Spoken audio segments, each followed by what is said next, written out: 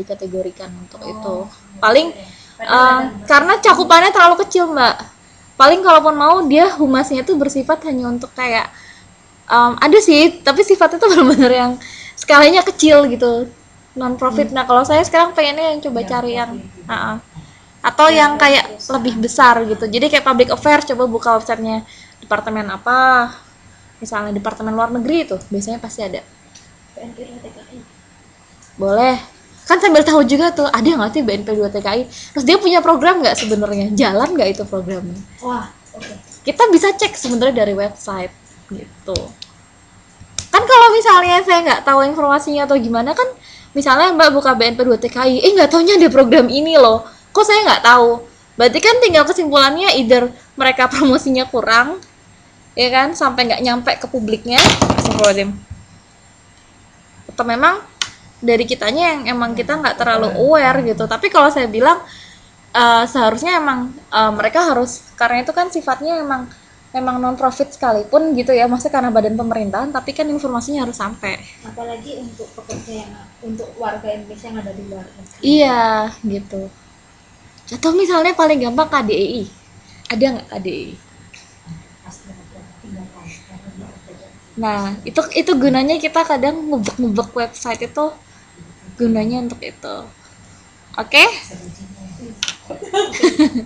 Tapi kita udah banyak dapat bocoran kok. Iya ini sebenarnya PR tapi ada bocorannya. Spesial ke orang itu. Oke, itu modul pertama, ada pertanyaan. Ada pertanyaan nggak? Cuman mungkin pelajaran humas ini emang lebih enak ke praktek ya. Iya, Kalau memang teori teori terus nggak ada prakteknya nggak enak. Lawang humas kan harus berhubungan dengan masyarakat, kalau cuma antara kita aja mah.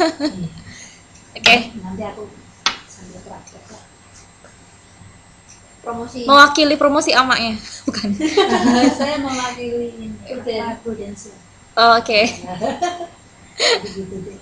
Itu yang apa itu Facebook itu yang grupnya Prudensial itu kan juga salah satu bentuk pemasaran. Ya ada. Iya itu yang mobil jepale itu kan. Iya, orang yang kankernya segini itu kan. Betul. Itu kan juga jenis pemasaran. Iya, publicity. Iya. Tinggal kita lihat dia berbayar atau tidak gitu. Jadi bisa masuk kategori humas atau kategori pemasaran. Jadi jangan sampai terjebak antara humas dengan pemasaran loh, Mbak. Karena kan untuk biasanya kan ada untungnya, benar-benar keuntungan. Ntar kalau dikasih foto yang ngeri-ngeri gitu kan orang, wah berarti aku harus asuransikan diri. Nah, berarti kan dia berhasil tuh kan humasnya, narik publiknya berhasil. Iya, fotonya juga cukup bagus. Atau kayak rokok itu, kalau di sini kan ada gambar yang paru-paru. Indonesia pun Indonesia nggak ada kayak gitu. Cuman tulisan ya. Iya, merokok berbahaya bagi perempuan hamil dan segala macam itu loh. Penyakit jantung. Berarti kayak rokok itu juga pemasarannya gitu.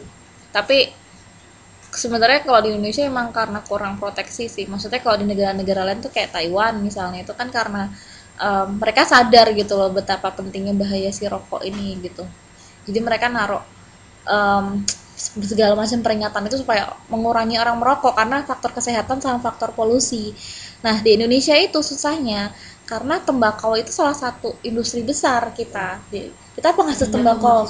Nah terus perusahaan-perusahaan besar di Indonesia itu mbak, itu perusahaan rokok. Mau coba deh cari konser apalah itu rokok pasti. Itu kan juga kopinya itu orang terkaya di Indonesia. Nanti kalau rokok di seperti di luar negeri, seperti di Hongkong, seperti di mana gitu, Indonesia kayak iya, jadi memang ada faktor ekonomi yang kita nggak bisa pisahkan gitu. Jadi kalau dipikir kadang nggak berpikir kita jualan rokok tapi di situ kita ditakutin. Jadi sebenarnya itu yang harus berpikir itu yang rokok. Saya mau beli, ada nggak tuh warung ini? Warung soto Pak Kumis, kalau kamu beli soto sakit perut, nggak ada kan ya? Kan harus nah, ini rokok, kamu kalau beli merokok dapat menyebabkan gini-gini. Nah, harusnya kan berpikirnya ya kan ke situ. Ini orang Indonesia kan kurang. Dan karena kalau saya bilang itu jadi ini loh, karena udah jadi budaya. Maksudnya coba lihat kayak misalnya di desa-desa itu kan udah tinggal dia ngelinting gitu. Ya, Ya kan, saya dia nggak perlu merokok, dia ketemu aku linting sendiri itu udah jadi budaya. Nah itu yang agak susah gitu, karena kalau saya bilang sih karena kita itu wilayahnya terlalu besar.